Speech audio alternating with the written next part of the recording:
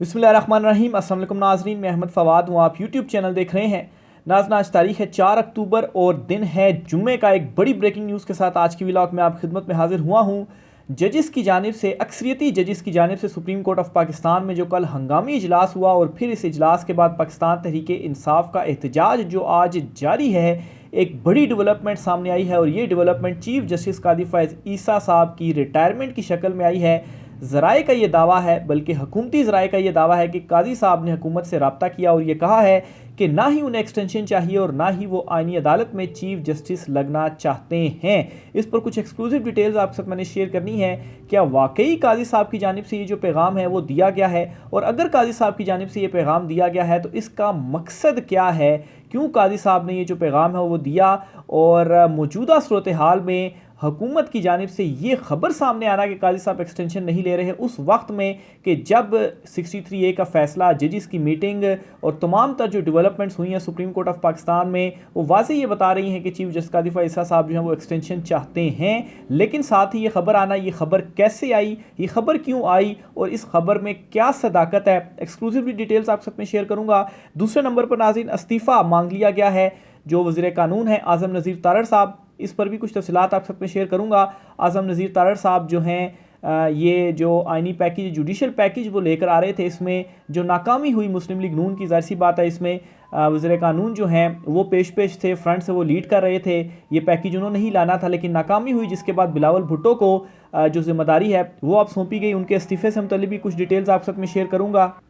फिर इसके साथ ही पाकिस्तान तहरीक इंसाफ ने जो एहतजाज की कॉल दी है, इस पर भी डिटेल्स आप सब में शेयर करूँगा। डी चौक में इस वक्त क्या सूरत हाल है, बड़ी तादाद में काफ़िले पहुँच चुके हैं, जबकि अली अमीन गंडापुर भी पंजाब में दाखिल हो चुके हैं। इस पर भी डिटेल्स आप साथ मैंने शेयर करनी है। और इस्लामाबाद की जो सिक्योरिटी है वो इस वक्त फ़ौज के हवाले कर दी गई है, फ़ौज को कंट्रोल दे दिया गया है। इस पर भी कुछ तफसीलात हैं, वो भी आज की व्लॉग में आपके साथ में शेयर करूँगा। सबसे पहले तो नाज़रीन, जो बड़ी ब्रेकिंग न्यूज़ है चीफ जस्टिस कादी फ़ैज़ ईसा साहब की रिटायरमेंट के हवाले से, इस पर आपको बताता चलूँ तो मामला कुछ यूँ हुआ है जी कि चीफ जस्टिस कादी फ़ैज़ ईसा साहब की जानिब से पैगाम भेजा गया हुकूमत को, और उस वक्त पैगाम भेजा गया कि मैं एक्सटेंशन नहीं लूँगा और ना ही आईनी अदालत में मैं चीफ जस्टिस के तौर पर काम करूँगा, बस मैं 25 अक्टूबर को रिटायर हो जाऊँगा और ये मेरा फ़ैसला है। और ऐसे टाइम पर ये काजी साहब की जानिब से कहा गया कि एक तरफ जब 63A का फ़ैसला दिया गया, सुप्रीम कोर्ट ऑफ पाकिस्तान में जो डेवलपमेंट्स हो रही हैं वो सारी चीज़ें, सारे डॉट्स, सारे पॉइंट्स ये बताते हैं जी कि कादी साहब जो है वो एक्सटेंशन के लिए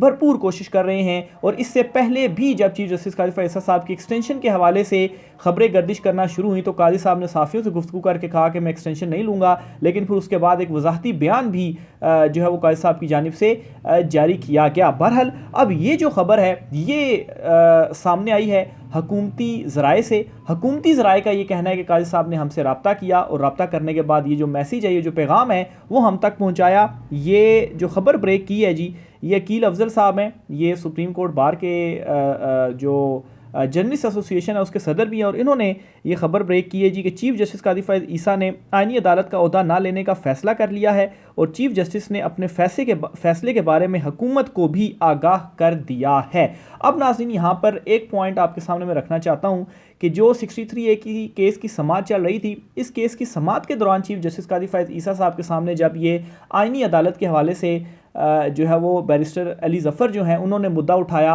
और कहा कि अदालत में सुर्खियां लगी हैं, तो कादी साहब ने इससे कहा जी कि मुझे तो इस बारे में क्या मालूम। और दूसरी तरफ वो हुकूमत को पैगाम पहुंचा रहे हैं कि मुझे आईनी अदालत का ओहदा नहीं चाहिए, तो अगर मालूम नहीं है तो फिर हुकूमत को ये मैसेज भेजना कैसा है।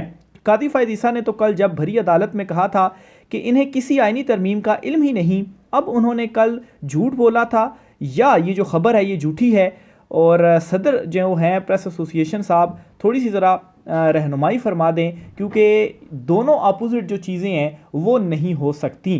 तो इससे फिर यही आप कह सकते हैं कि शायद काजी साहब ने इग्नोर करने के लिए, जान छुड़ाने के लिए इस मामले से ये बात कही होगी। तो बहरहाल जी, ये जो खबर है इस तरीके से सामने आई कि काजी साहब रिटायर हो जाएंगे 25 अक्टूबर को। अब इसके ऊपर आजा बिशारत साहब हैं, ये भी हमारे कोलीग हैं, supreme court of Pakistan cover करते हैं, इनकी जानिब से ये बड़ी खबर दी गई और ये लिखते हैं कि ज़राए ने तस्दीक की है कि चीफ जस्टिस कादी फ़ाइज़ ईसा का आइनी ओहदा ना लेने की खबरों में कोई सदाकत नहीं है। ज़राए का कहना है कि यह खबर हुकूमती हलकों की तरफ से लॉन्च की गई। सवाल उठता है कि क्या हुकूमत कादी फ़ाइज़ ईसा जो हैं उनसे जान छुड़ाना चाह रही है? अब ये भी एक बड़ा सवाल है, और ये सवाल इसलिए भी है कि इस वक्त जो मुस्लिम लीग नून है वो शदीद परेशान है। इवन कि इस आइनी तरमीम से वो परेशान है, और आप देख रहे होंगे कि आज़म नज़ीर तारा और दीगर जो एक्टिव थे इस आइनी तरमीम में नाकामी के बाद वो बिल्कुल खामोश हो गई है, और बिलावल जरदारी इस वक्त लीड कर रहे हैं और वो आइनी तरमीम लाना चाह रहे हैं। और ये जो बिलावल को कहा गया कि अगर आप आइनी तरमीम में कामयाब हो जाते हैं तो नेक्स्ट वज़ीर आज़म आप हैं, ये तो निखट्टू और निकम्मे लोग हैं। इस पर जी मुस्लिम लीग नून को काफ़ी तशवीश है और काफ़ी परेशानी है कि अगर वाकई पीपल्स पार्टी जो है वो ये आइनी तरमीम कर लेती है तो फिर उसके बाद हमें तो साइडलाइन कर दिया जाएगा, ना हमारे पास हुकूमत रहेगी और ना ही और कोई जो मामलात हैं वो रहेंगे। तो क्या अब मुस्लिम लीग नून ये आइनी तरमीम होने देगी? उनके ऊपर भी ये जो सवालात हैं वो उठ चुके हैं, और ये नून लीग ही इस वक्त हुकूमत है, तो उनकी साइड से ये जो खबर है वो सामने आई है। तो अब आप डॉट्स को कनेक्ट कर लें और ख़ुद समझ लें कि क्या हुकूमती हलकों के अंदर इस वक्त जो आपसी गुत्थम गुत्था है ये इस वक्त हुए हैं, और आपसी गेम के अंदर भी इस वक्त ये फंसे हुए हैं। फिर इसके साथ ही एक और इस हवाले से जो आपके साथ खबर शेयर करनी है, खबर यह है कि जिन्होंने सहाफ़ियों को काजी साहब की रिटायरमेंट से मुतल्लिक खबर दी वो खबर अपने नाम से चलाने की इजाज़त भी नहीं दे रहे। बाकी कहानी आप खुद समझ जाएँ। सईद बलोच साहब हैं, सुप्रीम कोर्ट में हमारे साथी रिपोर्टर हैं, इनकी जानिब से ये जो खबर है जी ये दी गई है कि जिन्होंने दी है वो कह रहे हैं कि हमारे नाम से इसको आप ना चलाओ। तो इसकी सदाकत के हवाले से भी आप देख लें, और फिर इसमें एक रीज़न ये भी हो सकती है कि इस वक्त जो इंटेंसिटी है वो काफ़ी ज़्यादा बढ़ गई है और हर तरफ शोर है काजी साहब की एक्सटेंशन का। तो चलें इसको कम करने के लिए भी ये जो खबर है वो चला देते हैं कि थोड़ा सा ज़रा ध्यान हट जाए कि काजी साहब तो जो एक्सटेंशन है वो नहीं ले रहे, और उन्होंने खुद कह दिया। याद रहे कि इससे पहले भी काजी साहब कह चुके हैं कि मैं एक्सटेंशन नहीं लूँगा, लेकिन फिर उसके साथ ही वजाहत भी जारी कर दी कि अगर सबकी एक्सटेंशन होगी तो फिर मैं भी एक्सटेंशन लूँगा, अगर अकेले मेरी होगी तो फिर मैं एक्सटेंशन नहीं लूँगा। तो ये जी चीफ जस्टिस कादी फ़ाइज़ ईसा साहब के हवाले से जो खबर है इसकी जो सारा बैकग्राउंड आपको मैंने सामने रखा। फिर इसी तरह से जी लाहौर बार एसोसिएशन ने वज़ीर कानून आज़म नज़ीर तारड़ से मुस्ताफ़ी होने का जो मुतालबा है वो कर दिया है। वकला के ख़िलाफ़ मुकदमात का इंदराज गैर कानूनी है। आज़म नज़ीर तारड़ फौरी ओहदे से मुस्ताफ़ी हों। सेक्रेटरी लाहौर बार राना नईम ताहिर की जानिब से ये जो बयान है वो दिया गया है। इस्लामाबाद की तीनों बार, Islamabad high court bar, Islamabad district bar और इस्लामाबाद बार एसोसिएशन, इन तीनों की जानिब से एक प्रेस कॉन्फ्रेंस करते हुए भी इस आइनी तरमीम को मुस्तरद किया गया है, और वकला तहरीक का भी जो आगाज़ है पाकिस्तान तहरीक इंसाफ की जानिब से कर दिया गया है। तो ये एक और नया महाज है जी जो कि इस वक्त हुकूमत के सामने खुल चुका है। अब जी पाकिस्तान तहरीक इंसाफ की जानिब से जो एहतजाज का ऐलान किया गया, एहतजाज कॉल दी गई, इस पर कुछ लेटेस्ट अपडेट्स आपको मैं बताता चलूँ। एक तो ये जी कि सिक्योरिटी इस वक्त इस्लामाबाद की फ़ौज के हवाले कर दी गई है, और इसका वज़ारत दाखिला की जानिब से जो नोटिफिकेशन है वो भी जारी कर दिया गया है। इसका मतलब यह है कि हुकूमत ने हाथ खड़े कर दिए हैं, एहतजाज अब उनसे नहीं रुकने वाला। और डी चौक की सूरत हाल ये है कि बेशतर गिरफ्तारियाँ हो चुकी हैं। इवन के इमरान खान साहब की जो बहन है अलीमा खान साहिबा और उज़मा खान साहिबा, इन दोनों को भी गिरफ़्तार कर लिया गया है डी चौक से। इसके अलावा डी चौक में बड़ी तादाद में इस वक्त कारकुनान मौजूद भी हैं। अली मुग़ल, आमिर मुग़ल वगैरह और दीगर भी डी चौक पहुँचे हुए हैं। इसके साथ ही जो है वो चीफ जस्टिस कादी फ़ाइज़ ईसा साहब का एक पुतला भी वहाँ पर जलाया गया, उसे भी नज़र आतिश किया गया चीफ जस्टिस कादी फ़ाइज़ ईसा साहब के अगेंस्ट एहतजाज रिकॉर्ड कराने के लिए। डी चौक में पुलिस भरी पड़ी हुई है, पूरे इस्लामाबाद को सील कर दिया गया है। ना सिर्फ इस्लामाबाद को बल्कि जो मोटरवे है उसे भी इस्लामाबाद में दाखिल होने वाले जो रास्ते हैं उन्हें वो खुदाई करके और कंटेनर्स लगा के उनको भी सील कर दिया गया। मीलों दूर रस्तों को सील किया गया कि वहाँ से केपी से जो काफ़िले हैं वो इस्लामाबाद ना पहुँच सके। लेकिन दूसरी तरफ खबर यह है कि अली अमीन गंडापुर साहब जो हैं वो पंजाब में दाखिल हो चुके हैं, और उन्होंने क्लियरली ये अनाउंस कर दिया है कि हम डी चौक जाएंगे, और अगर आप चाहते हैं कि हम डी चौक ना जाएँ या इस एहतजाज को ख़त्म करना चाहते हैं तो मेरे पास में कुछ नहीं है।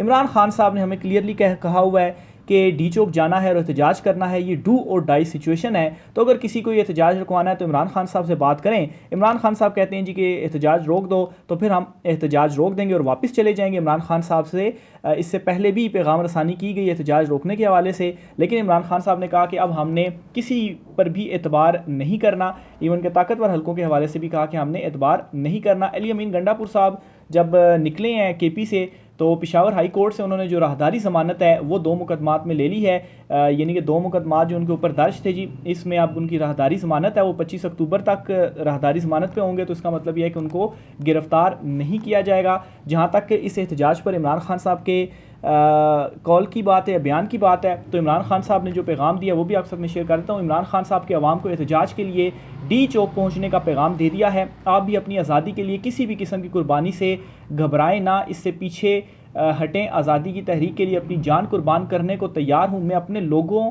और मुल्क को छोड़कर कहीं नहीं जाऊँगा। मैं चाहता हूँ आज आप सब पुरअमन एहतजाज के लिए डी चौक इस्लामाबाद पहुँचे। ये इमरान खान साहब ने अपने ट्विटर के ऊपर अवाम के नाम जो पैगाम है वो दे दिया है। तो इमरान खान साहब क्लियर हैं जी, एहतजाज तो हो रहा है और जो काफ़िले हैं केपी से वो भी पहुंच गए और एक बड़ा काफ़िला केपी से पहुंच रहा है, अच्छी खासी तादाद में लोग हैं। दूसरी तरफ से मोहसिन नकवी जो हैं वज़ीर दाखिला, वो भी तड़ियाँ लगा रहे हैं कि हम नहीं होने देंगे, ये करेंगे वो करेंगे। हर चौथे दिन केपी से उठकर लोग यहाँ पर आ जाते हैं।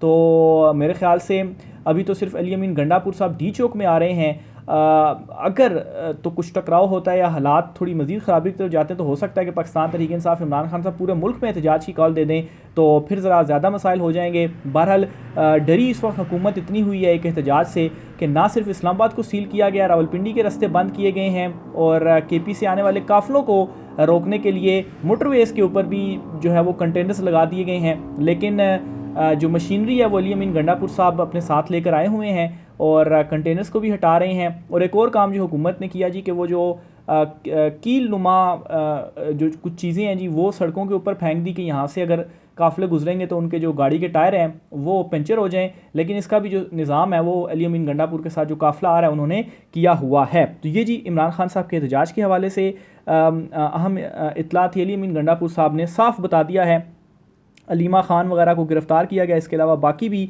पाकिस्तान तहरीक इंसाफ के जो लोग हैं उनको गिरफ़्तार किया गया, लेकिन जो एहतजाज है वो तो होगा। आखिर में जी आपके साथ एक और ख़बर शेयर करता चलूँ जी कि पंजाब के जो इलेक्शन ट्रिब्यूनल्स हैं इनका नोटिफिकेशन बिलाखिर इलेक्शन कमीशन ऑफ पाकिस्तान ने जारी कर दिया है।